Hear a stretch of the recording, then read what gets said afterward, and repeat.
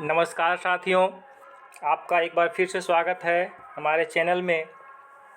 मेरे चैनल में मैट्रिक परीक्षा 2023 में जो बच्चे परीक्षार्थी शामिल होने वाले हैं, जिनका 20 मार्च को सोशल साइंस की परीक्षा है, तो वे कृपया ध्यान दें। मैं आप लोगों को आज 2021-22 का सेट 3 जो झारखंड शैक्षिक अनुसंधान एवं प्रशिक्षण परिषद JCERT और JAC Jharkhand academy council Ranchi द्वारा जो पिछले वर्ष जारी हुआ था, उसका सॉल्व करके बताऊंगा। इसके पहले मैं मॉडल सेट 1 और 2 का सॉल्व करके अपलोड कर चुका हूं। तो इस बार चूंकि एक ही मॉडल सेट जारी हुआ है, इसलिए आप लोग इसमें ध्यान दें। प्रश्न इससे भी आ सकता है, क्योंकि और प्रश्न आएंगे कहाँ से, ऑब्जेक्टिव प्रश्न है, तो इसमें भी आपका 40 ऑब्जेक्टिव प्रश्न है। तो 40 अगर आप 5 तो 5 जगह 200 ऑब्जेक्टिव प्रश्न हो जाते हैं। तो इसलिए इनसे भी प्रश्न पूछने की अधिक से अधिक संभावना है। तो आप लोग जो मेरे चैनल में नए हैं, प्लीज़ मेरे चैनल को सब्सक्राइब कर लीजिए और अधिक से अधिक दोस्तों को वीडियो शेयर कीजिए, कमेंट भी कीजिए, ताकि वो आप मैं जो भी वीडियो अपलोड करूँगा वो आपको आसानी से मिल सके। तो प्लीज़ मेरे चैनल को सब्सक्राइब कर लीजिए। मैं सोशल साइंस का फिर अभी 4 और 5 सेट भी अपलोड कर दूँगा, फिर साइंस का, मैथ का, हिंदी का, अंग्रेजी का भी अपलोड करूंगा। तो इसमें पहला प्रश्न है कि फ्रांस की क्रांति कब हुई थी। देखिए, फ्रांस की क्रांति जो है वह 14 जुलाई 1789 को लागू हुआ था। तो इसमें देखिए 10 क्लास में फ्रांस की क्रांति तो सिर्फ 1789 है, लेकिन 9 क्लास का जो हिस्ट्री का पहला चैप्टर है फ्रांसीसी क्रांति, उसमें यह 14 जुलाई 1789 का डेट पूरा दिया हुआ है। अब दूसरा नंबर है कि फ्रांस का अग्रदूत किसे कहा जाता है। तो फ्रांस का अग्रदूत जो है वह रूसो को कहा जाता है। खा नंबर सही हो जाएगा। तीसरा है बिस्मार्क जर्मनी का चांसलर कब बना। तो किताब में तो इसका नहीं दिया हुआ है, लेकिन इसका सही उत्तर हो जाएगा 1860। चौथा है पहले तुम मनुष्य हो उसके बाद किसी देश के नागरिक या अन्य कुछ, यह कथन किसका है। तो ये भी रूसो का कथन है। इसका सही उत्तर हो जाएगा गा। पांचवा है विश्वकोश नामक ग्रंथ की रचना किसने की। तो विश्वकोश नामक ग्रंथ की रचना दिदरो ने की। ठीक है दोस्तों। छठा है डिस्कवरी ऑफ इंडिया नामक पुस्तक के लेखक कौन है। तो ये पंडित जवाहरलाल नेहरू। खा नंबर सही उत्तर हो जाएगा। सातवां है यह कथन किसका है कि तुम मुझे खून दो मैं तुम्हें आज़ादी दूंगा। तो ये है सुभाष चंद्र बोस का कथन। ठीक है दोस्तों, सुभाष चंद्र बोस। इसका सही उत्तर हो जाएगा गा। आठवां है बंगाल का विभाजन कब हुआ। तो बंगाल का विभाजन जो है वह 1905 में हुआ था। उस समय भारत के गवर्नर जनरल लॉर्ड कर्जन थे। नौवां है संथाल विद्रोह के नेता कौन थे। तो संथाल विद्रोह के नेता जो है वह सिद्धू एवं कान्हू थे। 10वां प्रश्न है खिलाफत आंदोलन के प्रमुख नेता कौन थे। तो खिलाफत आंदोलन के प्रमुख नेता मौलाना मोहम्मद अली और मौलाना शौकत अली, जिसे अली बंधुओं के नाम से भी जाना जाता है। तो ये इतिहास चैप्टर से था। अब है भूगोल चैप्टर से 11 नंबर का प्रश्न। तो प्लीज़ आप लोग मेरे चैनल को सब्सक्राइब कर लीजिए जो नए हैं, और अधिक से अधिक दोस्तों को ये वीडियो शेयर कीजिए, ताकि सोशल साइंस जो है वह काफ़ी टफ है। आप लोग पहले क्या होता कि बच्चे लोग हैं, मैथ पहले सब्जेक्ट मैथ का टफ रहता था। लोग इंग्लिश से, मैथ से और साइंस से डरते थे, और अधिक अभी भी डरते हैं, और उसका कोचिंग करते हैं, प्राइवेट रूप से ट्यूशन करते हैं। लेकिन सोशल साइंस को हल्के में ले लेते हैं और ट्यूशन नहीं करते हैं। और अधिकतर बच्चे आप देख लीजिए, इसका पिछले 5 साल का रिकॉर्ड सोशल साइंस में ही फेल हुए हैं, या सोशल साइंस में कम मार्क्स आया है। तो इसलिए सोशल साइंस टफ होते जा रहा है। आप लोग सोशल साइंस में भी ध्यान दीजिए। आप लोग के 20 मार्च की परीक्षा है, इसलिए अभी सोशल साइंस की तैयारी कीजिए पूरा मन से। 11 नंबर का प्रश्न है हमारे पर्यावरण में उपलब्ध प्रत्येक वस्तु जो हमारी आवश्यकताओं को पूरा करने में प्रयुक्त की जा सकती है और जिसको बनाने के लिए प्रौद्योगिकी उपलब्ध है, जो आर्थिक रूप से संभाव्य और सांस्कृतिक रूप से मान्य है, उसे क्या कहते हैं। तो उसे संसाधन कहते हैं। क्या कहते हैं, संसाधन कहते हैं। ठीक है दोस्तों, उसे संसाधन कहते हैं। 12 नंबर है भूमि निम्नीकरण में निम्नलिखित में से किसकी भूमिका नहीं है। अति पशुचारण इसकी भूमिका होती है। ज़्यादा पशु अगर चढ़ जाएंगे, वनों को काटने, खनन मतलब कुछ खनिज जमीन के नीचे से निकालने, तीनों का है। तो इसका सही उत्तर हो जाएगा मधुमक्खी का पालन, घा। 13 है भारत के कुल क्षेत्र का कितना प्रतिशत भाग मैदानों के रूप में पाया जाता है। कितना प्रतिशत मैदानों में पाया जाता है। 43%। इसका सही उत्तर हो जाएगा गा, 43%। इसमें देखिए और है कि अगर इसमें से अगर पूछ दे कि जैसे इसमें भारत के कुल क्षेत्रफल का कितना प्रतिशत भाग मैदानों में पाए जाते हैं तो होगा 43%। और अगर क्वेश्चन पूछ देगा कि पर्वत कितने प्रतिशत में पाया जाता है तो पर्वत जो है वह 30% भागों में पाया जाता है। कितना? 30%।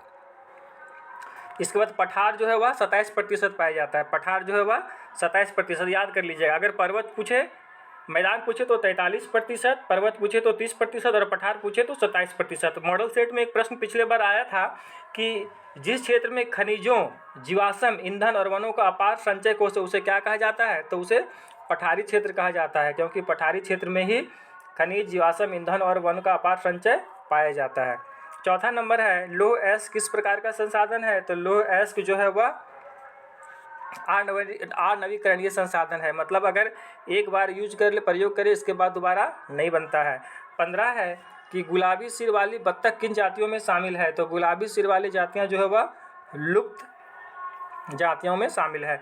16 नंबर का है भारत में जैव विविधता को कम करने वाले कारक कौन हैं, तो इसमें हो जाएगा वन्य जीव के आवास का विनाश, जैव विविधता को कम करने वाले, तो वन्य जैव जीव के आवास का विनाश, वन्य जीव को मारना या शिकार करना, ये भी है पर्यावरण प्रदूषण या दावानल। तो इसमें सही उत्तर हो जाएगा घ उपरोक्त सभी।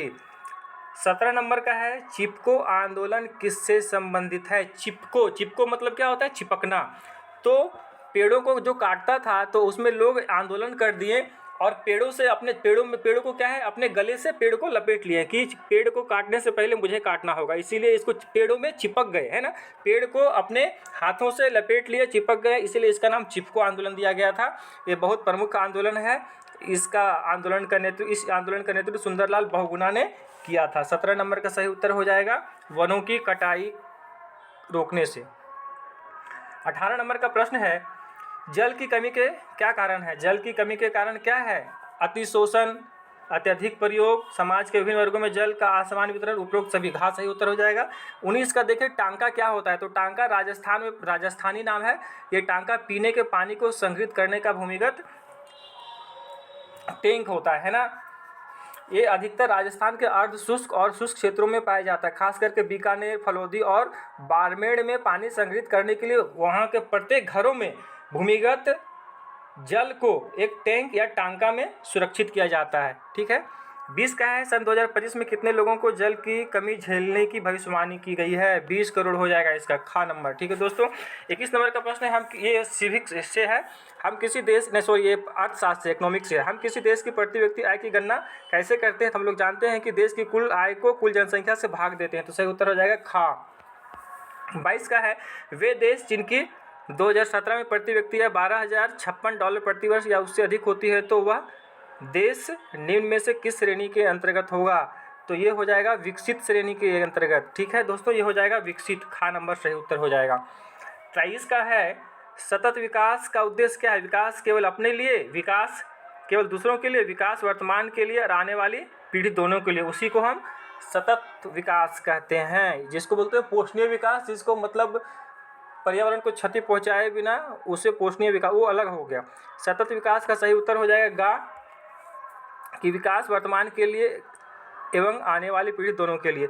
24 नंबर का निम्न में से किस राज्य की साक्षरता दर सबसे अधिक है, तो हम लोग जानते हैं केरल में है, तो इसका सही उत्तर हो जाएगा। अब 25 नंबर का यदि एक देश की प्रति व्यक्ति आय 500 रुपया है तथा जनसंख्या 5000 है, तो उस देश की कुल आय निम्न में से कौन सी होगी, तो हम लोग जानते हैं प्रति व्यक्ति आय कैसे निकालते हैं, देश की कुल आय को कुल जनसंख्या से भाग देते हैं। तो यहाँ 500 को 5000 से गुना कर देंगे तो कितना हो जाएगा, 5 × 5 = 25 और 5 वो जीरो जोड़ देंगे ना, 1 2 पे, तो इसका सही उत्तर हो जाएगा का।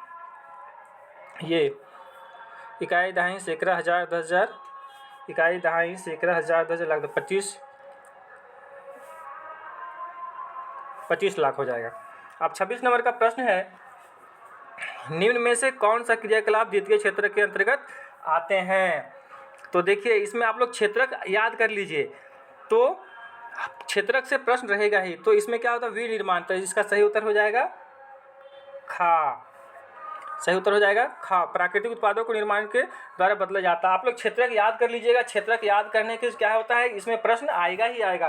क्षेत्रक जैसे कि कृषि से संबंधित जो भी क्षेत्र है उसको प्रथम क्षेत्र प्राथमिक क्षेत्र कहते हैं। जैसे जब हम प्राकृतिक संसाधनों का उपयोग करके किसी वस्तु का उत्पादन करते हैं तो वह प्राथमिक क्षेत्र की गतिविधि कहा जाता है। इसमें इसे कृषि क्षेत्र भी कहते हैं। द्वितीय क्षेत्र में क्या होता है, विनिर्माण से संबंधित, जैसे कि प्राकृतिक उत्पादों को विनिर्माण प्रणाली के जरिए अन्य रूपों में परिवर्तित करते हैं तो उसे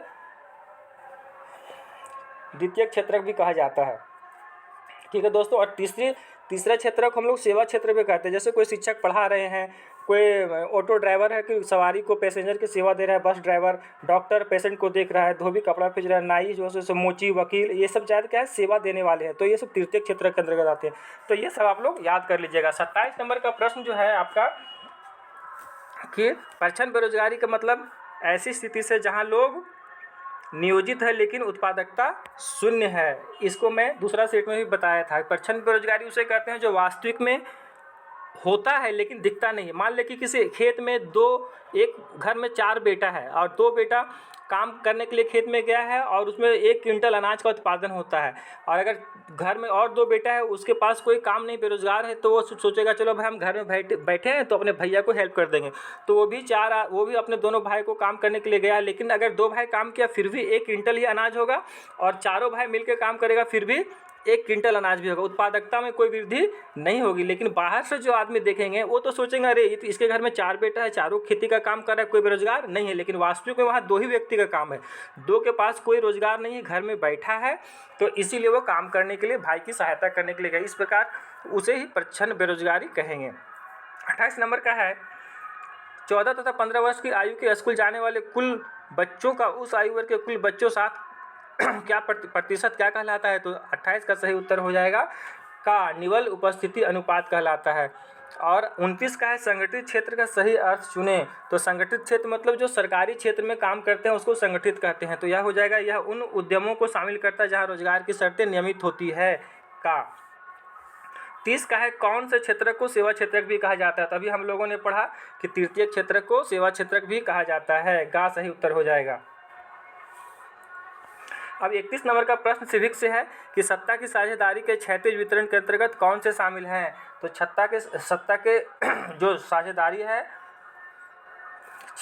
साझेदारी के क्षैतिज वितरण, तो क्षैतिज वितरण को क्या कहेंगे हम लोग, जैसे केंद्र सरकार, ये विधायिका, कार्यपालिका और न्यायपालिका। 31 का हो जाएगा गा, सही उत्तर हो जाएगा गा, विधायिका, कार्यपालिका और न्यायपालिका। अब इसको एक प्रश्न याद कर लीजिए कि सत्ता की ऊर्ध्वाधर वितरण किसे कहते हैं। ये दोनों में से एक प्रश्न आने की संभावना है। 32 का यूरोपीय संघ का मुख्यालय कहाँ अवस्थित है। तो यूरोपीय संघ का मुख्यालय जो है वह ब्रुसेल्स में अवस्थित है। का सही उत्तर हो जाएगा। 33 का है सामुदायिक सरकार किस देश से संबंधित है। तो सामुदायिक सरकार जो है वह बेल्जियम से संबंधित है। ठीक है दोस्तों, ये बेल्जियम, खा उत्तर हो जाएगा सही उत्तर हो जाएगा खा। अब है 34 कि बेल्जियम में डच भाषा बोलने वालों की आबादी कितनी प्रतिशत थी। तो बेल्जियम में सबसे अधिक डच भाषा बोलने वालों का संख्या था 59% था। इसका सही उत्तर हो जाएगा घा। क्या हो जाएगा घा, 59%। और फ्रेंच जो था वहाँ 40% बोले जाते थे और जर्मन 1% बोले जाते थे। 35 का है सत्ता की साझेदारी के ऊर्ध्वाधर वितरण में निम्न से कौन से संबंधित है। अभी हमने आपको बताया कि 35 का जो है सो कि क्षैतिज वितरण और ऊर्ध्वाधर वितरण दोनों याद कर लीजिएगा।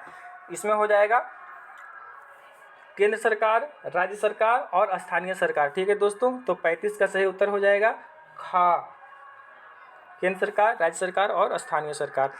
36 है इनमें से कौन संघ सूची का विषय है। इनमें से संघ सूची का कौन सा विषय है। तो इसमें हो जाएगा प्रतिरक्षा, विदेशी मामले और बैंकिंग। देखिए इसमें भी आप याद कर लीजिएगा सारा, राज्य सूची में कौन कौन से विषय आते हैं, संघ सूची में कौन कौन से विषय आते हैं, समवर्ती सूची में और अवशिष्ट विधान शक्ति। ये इसमें से भी एक प्रश्न निश्चित आएगा। तो राज्य सूची में पुलिस, व्यापार, वाणिज्य, कृषि और सिंचाई आता है। समवर्ती सूची में शिक्षा, वन, मजदूर, संघ विवाह, गोद लेना और उत्तराधिकार आता है। तो समवर्ती सूची में दोनों को कानून बनाने का अधिकार होता है, राज्य सरकार को भी और केंद्र सरकार को भी। लेकिन अगर कहीं पेच फंसता है तो अंतिम निर्णय केंद्र सरकार का ही मान्य होता है। अब 37 नंबर का प्रश्न है कि हमारे देश में राजभाषा हिंदी के बोलने वालों का प्रतिशत कितना है। तो यहाँ पे 40 है, इसीलिए 40 दिया गया है। लेकिन अभी जो है सो वह प्रतिशत बढ़ के हो गया है 43.63%, आने की लगभग 44% हिंदी बोलने वालों की संख्या भी हो गई है। ठीक है दोस्तों। 39 का है पंचायतों में महिलाओं के लिए कितने प्रतिशत आरक्षण का प्रावधान किया गया है? तो पंचायतों में 1/3% यानी कि 33%, तो 33% यहाँ नहीं है, तो अभी बढ़ाकर 50% इसमें हो सकता है। 40 का भारत में वास्तविक विकेंद्रीकरण की दिशा में एक बड़ा कदम कब उठाया गया? तो वास्तविक विकेंद्रीकरण की दिशा में एक बड़ा कदम 1992 में उठाया गया था। इसमें क्या हुआ था कि 1992 में एक संविधान में संशोधन करके स्थानीय सरकार जो है पंचायती राज नगर पालिका उसमें उसको और मजबूत किया गया था, जिसको तीसरा स्तर का सरकार कहते हैं। और इसी के 1992 में संविधान जो है विकेंद्रीकरण की दिशा में संशोधन करके संविधान में क्या किया था कि इसमें चुनाव कराना नियमित कर दिया गया था और अनुसूचित जाति, अनुसूचित जनजाति और पिछड़ी जातियों के लिए सीटें आरक्षित की गई थी। 1/3 महिलाओं को आरक्षित किया गया था पद, और पंचायत और नगरपालिका चुनाव कराने के लिए राज्य चुनाव आयोग का गठन किया गया था। ठीक है दोस्तों, तो ये रहा आप लोगों का 40 प्रश्न। तो आप लोग देख लिए 40 प्रश्न जो है। तो आप जो मेरे चैनल में नए हैं, आप लोग, मैं बार बार कर रहा हूँ, प्लीज़ आप लोग मेरे चैनल को सब्सक्राइब कर दीजिए, ताकि हमें मोटिवेट मैं होऊंगा। आप लोग के ही सब्सक्राइब करने से मैं मोटिवेट होऊंगा और अधिक वीडियो बनाऊंगा। और अधिक से अधिक दोस्तों को आप लोग वीडियो शेयर कीजिएगा, ताकि आने वाले समय में अभी जो भी सोशल साइंस का 4 और 5 सेट बाकी मैं उसको अपलोड कर दूँगा, साइंस और मैथ का भी करूँगा। तो ठीक है दोस्तों, आप लोग 20 तारीख जो सोशल साइंस की परीक्षा है बढ़िया से तैयारी कीजिए। जय हिंद, जय झारखंड।